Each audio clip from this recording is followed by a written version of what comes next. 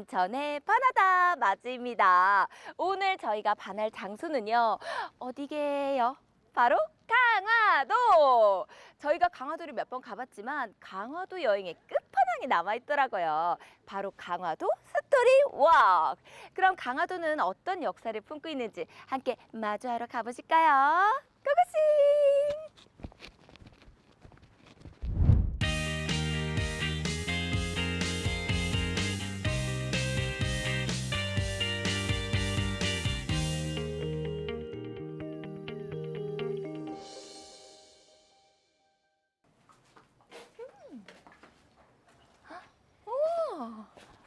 안녕하세요. 네, 안녕하세요. 네. 안녕하세요. 네, 뵙게 돼서 반갑습니다. 너무너무 반갑습니다. 네. 선생님 먼저 자기소개 부탁드릴게요. 저는 인천광역시문화관광 해설사를 하고 있는 정순자라고 합니다. 오늘 저에게 아주 특별한 여행을 소개시켜 준다고 하셨는데 네네. 강화 스토리 워크라고 들었어요. 예, 지금 원도심 투어라고도 이야기를 하는데요. 이거는 여기 강화 시내의 원도심을 돌면서 강화와 이야기가 전개되는 것을 소개해드리는 겁니다. 그러니까 구도시를 잠깐 생각을 하셔도 괜찮을 듯합니다. 어떤 역사를 갖고 있는지에 대한 소개를 해드리는데요. 코스는 저희가 일반적으로 저희가 서 있는 이 용원궁을 비롯해서 성공의 성당, 그리고 3.1절 기념비가 있는 곳, 그리고 70년대에 빼놓을 수 없는 직물공장이라고 할 수 있는 힘도직물, 그리고 또한 그 코스를 지나서 어디로 가게 되는가 하면 고려시대 때 임금님이 사셨던 궁이 있었던 안타깝게 터만 남아있지만 고려궁지를 향해서 갈 겁니다. 그리고 난 다음에 안타까운 이야기지만 우리나라 최초의 노조 사건이라고 할 수 있는 노덕홍사목을 들려서 이하 직물길을 들려서 소창까지 이렇게 두루두루 가는 코스를 소개해드리고자 합니다. 와, 정말 강화도의 역사, 산업, 종교를 한눈에 다 살펴볼 수 있는 그렇지요. 그런 여행인 것 같은데요. 네. 궁금한데 한번 가볼까요, 빨리? 그래요. 우리 시작해 보도록 해요. 네. 이쪽으로 갈까요? 네. 오.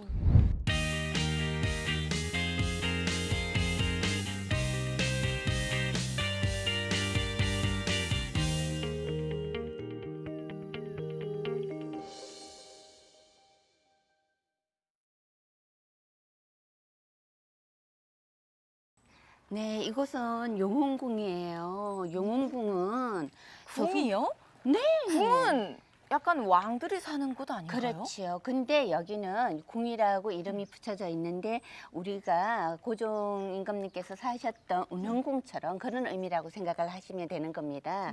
여기는 조선시대 때 25대 임금님이신 철종 임금님의 잠저라고 말씀을 드릴 수 있어요. 잠저요? 네, 잠저는 어떤 곳인가요? 그렇죠. 잠자는 우리가 역대에 보게 되면 세자들이 왕의 자리에 오르게 되잖아요. 네. 그런데 세자가 아닌 분이 왕족 중에 누군가가 임금의 자리에 오르게 되는 경우가 있지요.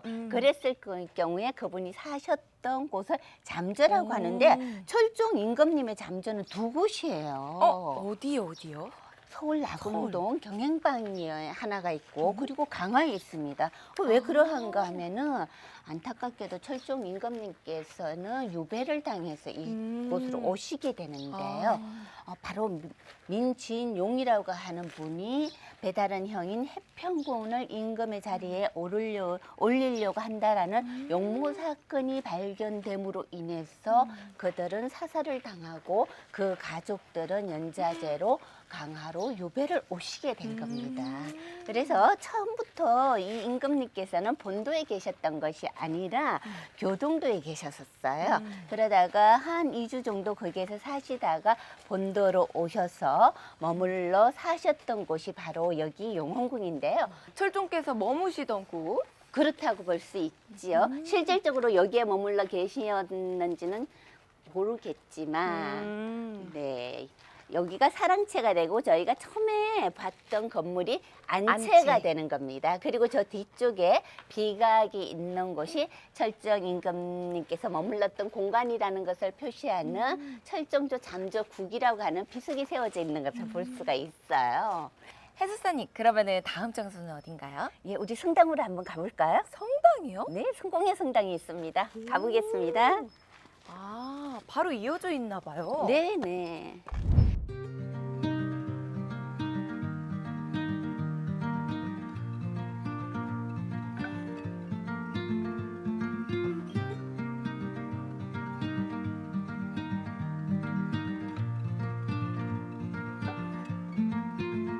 We are still young, and our hearts still run. Come on, be cool. It's our time. Let's move. We are still young, and our hearts still run.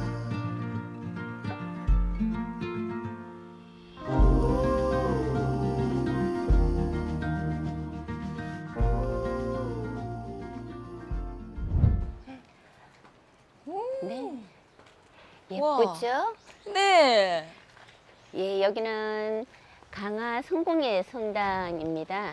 성당이요? 네, 성당이에요. 아니, 솔직히 성당 같지 않고 약간 예. 절 같은데요. 그죠. 한옥으로 지어져서 그러는데요. 아. 이 성당은 성공회 같은 경우에는 다른 나라로 선교 활동을 가셔서 성당을 짓게 된다고 하면 그 나라의 가옥의 형태를 따기도 한다고 합니다. 오. 근데 또 우리 조선시대 때 이 성당이 1900년에 세워지게 되는데 그때만 해도 우리가 천주교를 믿는 거에 대해서는 아마 자유롭지 못했을 것 같아요. 박해를 그랬죠. 그렇죠. 예. 그러다 보니까 이 성당 측에서 신자분들을 배려하는 의미에서 좀 더 편안하게 들어오실 수 있게끔 이렇게 해는 짓지 않았을까요?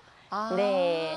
지금 제가 여기서 보게 되면 2층으로 되어 있잖아요. 그러네요? 예, 근데 안에 들어가서 보시면은 2층이 아닌 1층으로 되어 있는 바실리칸 양식으로 되어 있다는 것을 확인하실 수가 있어요. 가실릭한 양식이요? 네. 서양 양식이잖아요. 그렇죠. 그거 왜 그러한가 하면은 그 시대 때만 해도 난방이 자유롭지가 못했죠. 그리고 목조 건물이니까 난방을 잘못하게 되면은 화재 위험성이 그렇죠. 너무 높잖아요. 예. 그러면 난방을 어떻게 할까 고민을 하셨던 것 같아요. 그래서 창문을 많이 내어서 해가 많이 들어올 수 있게끔 해서 난방을 시도를 하셨던 건 아닌가. 그래서 해가 많이 들어올 수 있는 그런 건물로 지으신 것 같습니다. 성공회가 우리나라에 들어와 가지고 최초로 지어진 건물이 바로 이 건물이에요. 한옥으로 지었는 건물로서 1900년에 지어져서 지금까지 또 성당으로서 역할을 하고 있는 그런 성당인 거지요. 진짜 네. 이 내부에 들어오니까 동서양의 조화라고 할까요? 그렇죠. 굉장히 네. 독특한 것 같아요. 네네. 이 성당을 짓기 위해서는 어느 목수님께서 오셨는가 하면 바로 서울의 경복궁 있잖아요. 네. 경복궁을 지었는 대목수님께서 오셔갖고 이 성당을 지셨다고 하네요. 근데 여기에 사용된 이런 목재가 있죠? 네. 이 목재는 바로 백두산에서 공수해 와서 지었다고 해요. 와.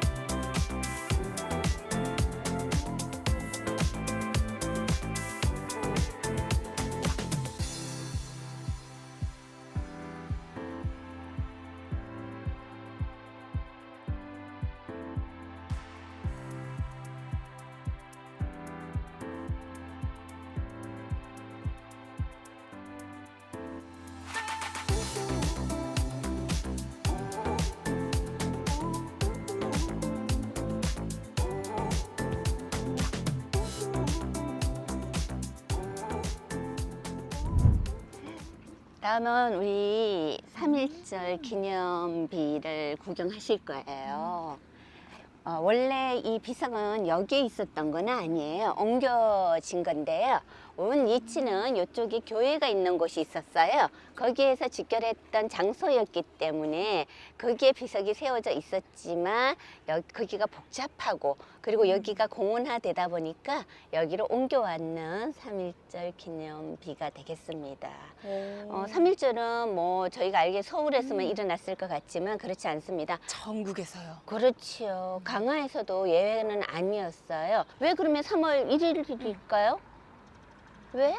그거는 바로 원래는 3월 3일 날 고종 임금님의 인산일에 맞춰서 하려고 했다고 합니다. 근데 또 우리나라는 동방예의시국이잖아요. 장례식 날 너무 소란스럽게 하기가 예의가 아니라는 거에서 전날 하려고 했더니 네. 전날이 또 날짜가 일요일인 거예요. 그래서 하루 더 당긴 게 3월 1일이 되었다고 합니다. 그래서 강화에서 이렇게 만세 운동이 일어나게 된 거는 바로 거기에 참여했던, 서울에 참여했던 항도문이라는 분이 독립선언서를 갖고 오시게 돼요. 그래서 온수리 쪽에 교회를 다니고 계셨던 유봉진이라고 하시는 분이 계셨어요. 그분이 그걸 건네받아서 이 강화에서도 만세운동을 해야 되겠다라고 생각을 하셔서 만세운동을 준비를 하시게 되었죠. 근데 가장 먼저 일어난 것은 강화 공립보통학교에서 학생들이 먼저 만세운동을 해요. 칠판에다가 태극기를 그려놓고 만세운동을 하고 그러면 이 강화 주민들이 가장 많이 모일 수 있는 날짜가 언제일까라고 고민을 한 끝에 그러면 장날에 만세 운동을 하면 굉장히 많은 사람이 모일 것이다 라고 해서 강화에서는 장날 만세 운동이 일어나게 되는 겁니다.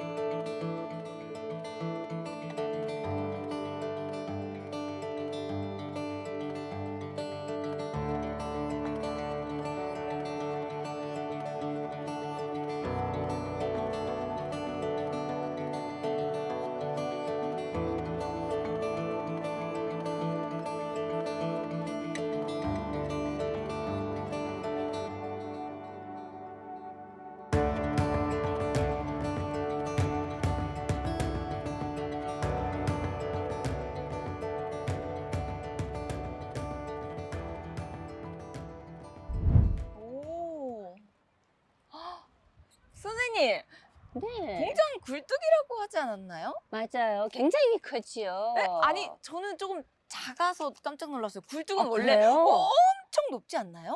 맞아요. 원래는 이거보다 크기가 훨씬 더 컸어요. 저 원 위치가 여기가 아니라 저쪽이었는데 30m 이상이 되었다고 합니다. 근데 거기가 공원화되다 보니까 굴뚝을 이쪽으로 옮겨오면서 조금 일부만. 작게 이렇게 만들어 놓았는데요. 이 굴뚝은 심도직물 굴뚝이 되겠습니다. 심도직물은 바로 터가 여기에요. 공원화가 되어 있는 곳인데요. 이 1947년에 김재소라고 하시는 분이 창업을 하신 회사가 되겠습니다. 이 회사는 강화에 많은 직물 공장들이 있었지만 워낙 큰 규모로 회사를 운영하다 보니까 여기에 종사하시는 종업원들의 숫자가 굉장히 많았대요. 적게는 1200명에서 많게는 막 1500명까지 있었다고 합니다. 근데 이 직원들은 12시간씩 막교대로 일을 했대요. 그러다 보니까 여기에 종사하시는 많은 여성분들은 위장병을 달고 살고 잔기침을 달고 살고 했다고 해요.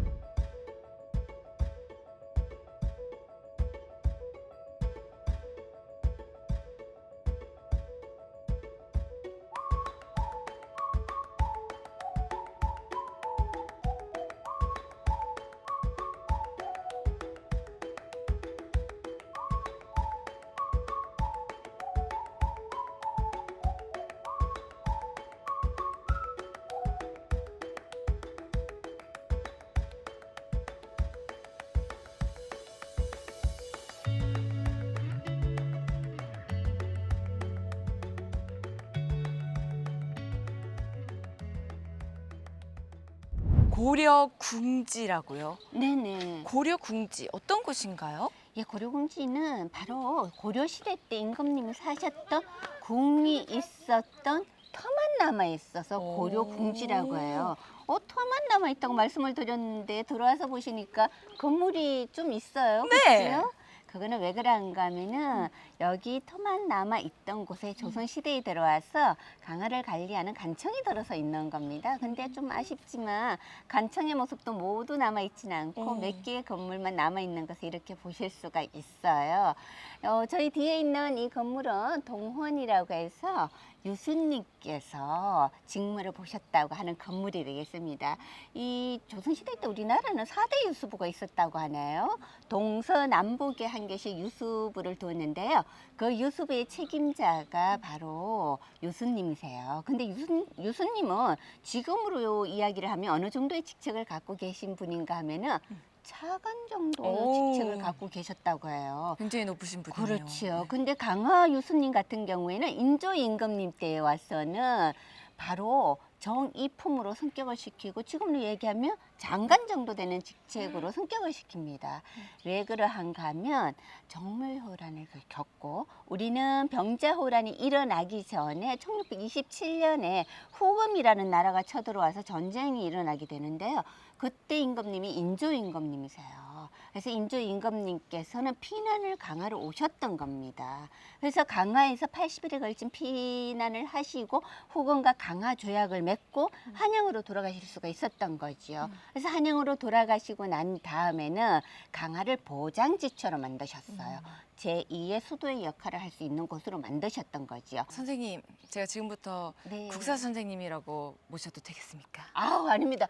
그러기에는 너무나 미흡하기 때문에 학자분들한테 정말 욕먹는 행위예요. 그거는 아닙니다. 네. 해설사님이랑 같이 이렇게 스토리 워크를 하니까 진짜 재밌는데요. 아. 역사도 감사합니다. 쏙쏙 들어오고. 네. 한번 둘러볼까요? 네, 그럴까요? 가시죠. 선생님, 이곳은 어딘가요? 네, 저기 현판이 보이지만 외 규장각입니다. 오. 정조 임금님께서 만드셨죠. 네. 예, 정조 임금님께서는 임금의 자리에 오르시고 난 다음에 가장 먼저 하신 게 규장각을 만드셨어요. 규장각이요. 네, 저희 너무 잘 알고 있잖아요. 규장각은 왕실의 도서관의 역할을 하는 곳이 있잖아요. 그런데 그 많은 귀중한 왕실에 있는 책들을 좀 더 안전한 곳에다가 보관을 하시고 싶으셨나 봅니다. 그래서 신하들을 불러놓고 이 규장각 외에 규장각을 짓고 싶은데 어디가 좋겠니 오. 의논을 했더니 신하들이 하나같이 모두 강화를 지명을 했다고 해요. 강화는 고려시대 때 수도였고 사면이 바다로 돼 있으니까 자연적인 방어를 할 수가 있고 조선의 수도는 한양과 또 가까운 거리고 그래서 이곳에다가 이렇게 외 규장각을 지을 수가 있었던 겁니다. 예. 고려 궁지 안에 이 외규장각도 있는 거네요. 그렇지요. 터만 남아있던 곳에다가 간청이 들어서고 그리고 난 다음에 정조 임금님 때에 와서는 외규장각을 만들었지요. 아. 네. 어쩐지 여기 되게 좋은 기운이 이렇게 다 올라오는 것 그렇지요. 같은데 네. 약간 여기 있으면은 좀 머리가 똑똑해질 것 같은 그런 기운이 올라옵니다. 그러신가요? 네. 네, 자주 오세요. 자주 와야겠어요. 네. 인천의 바나다. 고려궁지의 바나다. 바네 바네.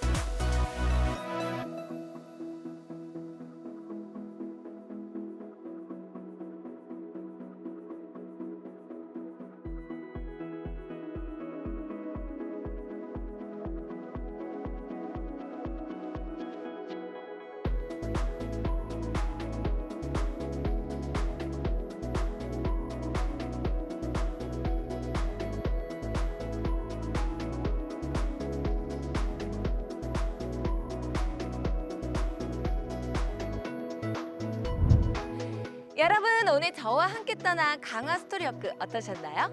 몇 발자국 걸으면서 해설사 선생님과 함께 강화도의 역사, 산업, 종교를 한눈에 살펴볼 수 있어서 참 재밌지 않았나요? 저는 강화도에 완전 푹 반해버렸어요. 여러분도 반하셨죠? 그럼 저는 다음 시간에 더 재미난, 더 알찬 정보 가지고 찾아올게요. 안녕! 인천의 바나다!